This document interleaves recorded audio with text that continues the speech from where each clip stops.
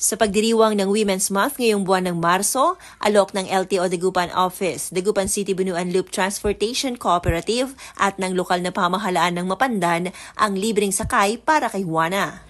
Ang mga modernized bus na bumabiyahe mula sa bayan ng Mapandan hanggang Dagupan at vice versa na makapagsasakay ng mga babaeng pasahero mula alas 10 ng umaga hanggang 1:00 ng hapon ay libre na at walang bayad sa buong buwan ng Marso bilang paggunita sa International Women's Month.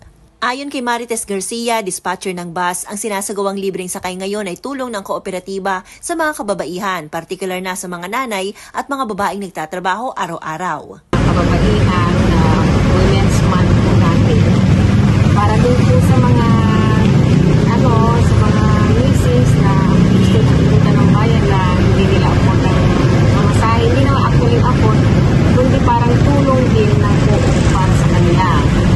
At the same time, para din sa mga working mothers din, para at least, makatipid din sila kahit paano. 1 month po ito na libreng sakay.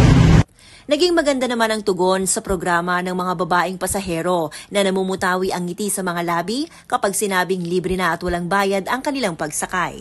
Binigyang diin naman ng kooperatiba na sa 12 bus unit na pumapasada sa bayan ng Mapandan, tanging ang mga may tarpaulin lamang ng libreng sakay ang nagbibigay ng pribilehiyong ito sa mga kababaihan at nananatiling regular fare ang mga sasakay sa mga bus na walang tarpaulin.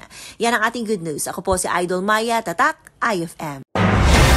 IFM News. IFM News. IFM News.